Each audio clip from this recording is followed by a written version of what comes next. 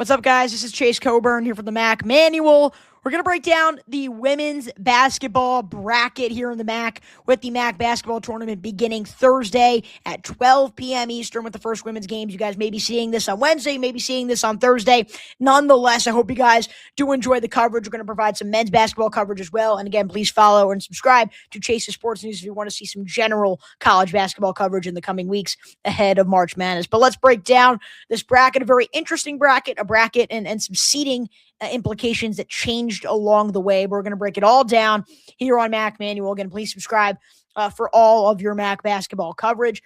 Let's start off. Let's jump right into it. The 8-9 matchup, the 7-10 matchup. Starting off with the 8-9, Manhattan versus Marist.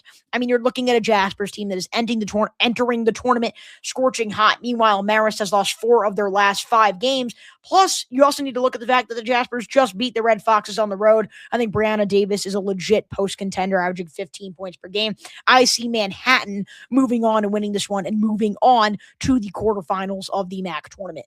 Then going to the 7-10 matchup of the first round, it's Sacred Heart versus St. Peter's. I mean, Sacred Heart has not looked good as of late. I think they've lost 6 of their last 7 or 7 of their last 8 games. Nonetheless, it has not been pretty after a 9-3 starting conference play, and now they're 10-10 in conference play. That's what they finished at.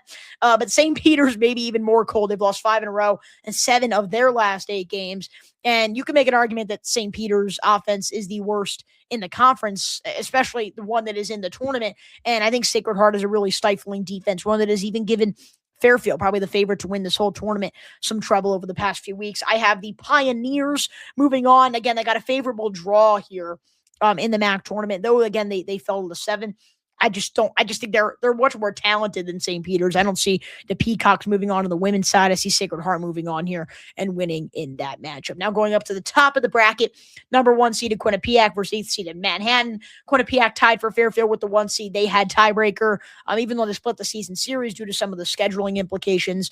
But I mean, you could just see right out of the gate, there's a few tiers in women's college basketball. There's Quinnipiac and Fairfield, and then maybe you could say there's Merrimack, and then pretty much there's everybody else. And Manhattan is in that everybody else tier. And if you look at the 2 head-to-head matchups that Quinnipiac and Manhattan have faced off in this year, Quinnipiac won by 19 on the road and won by 38 at home. Expect something similar in that category. Again, the only hope for Manhattan would be Brianna Davis really just bullying Quinnipiac inside, but nobody's done that to one of the best defenses in the entire country this year. Ella O'Donnell's done such a good job in the post. I just don't see the Jaspers keeping up. I think the Bobcats are a first seed for a reason. They're a legit contender, and they're going to win this game with ease here. And move on to the semifinal of the MAAC tournament as they look to finally get back to the NCAA tournament for the first time since before the COVID-19 pandemic. The 4-5 matchup is always interesting in this MAAC tournament. It's 4th seeded Iona versus 5th seeded Siena. I think as an overall team, Siena has what it takes. Francesca Shiro, first team all MAAC, or they may have been first team or second team all MAAC. She's just been incredible. Freshman of the year. She's done what she's needed to do. But I'm looking at an Iona team that is scorching hot right now. Siena's lost 4 of their last 6 and just lost by 9 points at home to Iona. Gales are on fire with 6 straight victories entering the tournament. I think it's going to be a good game. I think Siena matches up well with Iona, but I think what we've seen from Iona the past few weeks compared to what we've seen from Siena has me leaning toward the 4th seeded Gales, the slight favorite in this matchup, moving on to face Quinnipiac in the semifinals. Fairfield versus Sacred Heart. The Pioneers are not going to let them off easy here in this crosstown rivalry. Both games they played them this year, it was a 4-point game going into the 4th quarter before Fairfield just cruised by in the 4th. But I mean, even if Sacred Heart keeps it close for a minute, like Manhattan did last year, and like Mount St. Mary's did last year to Fairfield in the tournament, like Niagara did the year before, right? Fairfield's a dominating team, but teams can keep it close. But the Stags are always too overwhelming and too dominant and too talented to actually go and lose these games. The Pioneers just don't have the playmakers offensively, and we literally just saw it head-to-head a few days ago. And I thought Sacred Heart did exactly what they needed to do. Fairfield shot 35% from the field, maybe less, may have been 32%, and they were still able to win by 17 points. I think they're the far more talented team. I think they'll win with ease and pull away in the second half. I have Fairfield moving on to the semifinals. Merrimack, Mount St. Mary's is a tough one. I have Merrimack moving on. I'm going to keep it pretty straightforward. I can see Mount St. Mary's moving on. Mount St. Mary's knows how to win in March. They were very, very close last year. But I'm looking at a MAAC team that has the coach of the year in this conference and some of the best players in this conference. And I think while Quinnipiac and Fairfield are certainly in a tier of their own, MAAC is kind of in their own tier just behind them. I think if someone is going to knock off Fairfield or Quinnipiac, it's going to be MAAC. And I think the Warriors, with that elite defense, are going to move on to the semifinals to face the Fairfield women. Now, as we move on to the semifinals, it's going to be Quinnipiac versus Iona. Again, do not overthink this. Congratulations, Iona's playing really well, but Quinnipiac just has what it takes defensively, and I think the Bobcats are just going to really contain and limit the offensive capabilities from Isabella Middleton and that entire Gale squad. I think the Bobcats are going to go into the MAAC championship once again, and once again have a rematch with their arch nemesis for their cross-state, or I guess you could say in-state rival in Fairfield. I think the Stags are going to move past the MAAC Warriors, and I think that Fairfield is going to go back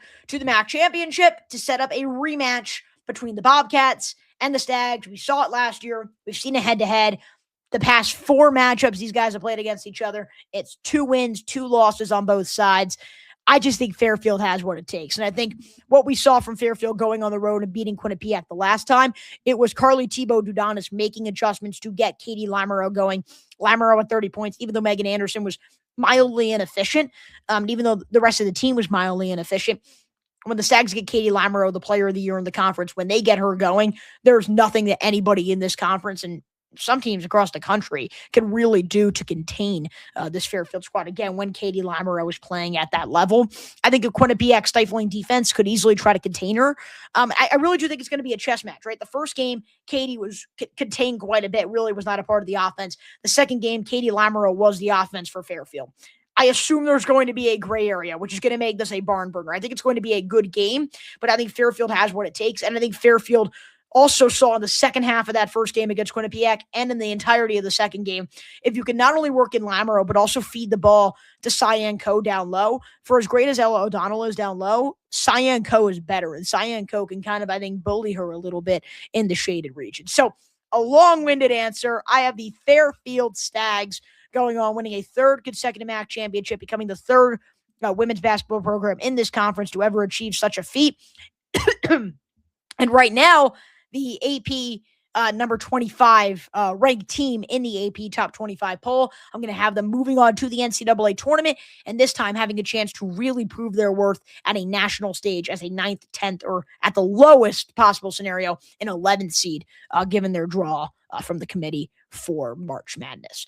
Hope you guys did enjoy this here. Again, we're going to have some men's coverage, and again, we're going to be on site in Atlantic City with coverage for the MAAC Manual. You're not going to want to miss it. Please subscribe, macmanual.substack.com. You're going to want to check out all the coverage over there and a lot of written content mostly here for the MAAC Manual. So again, you're not going to want to miss out on that. Links to all of our social media is in the description below. Thank you guys so much for tuning in. Signing off here from the MAAC Manual. I am Chase Coburn, and enjoy the upcoming tournament in Atlantic City.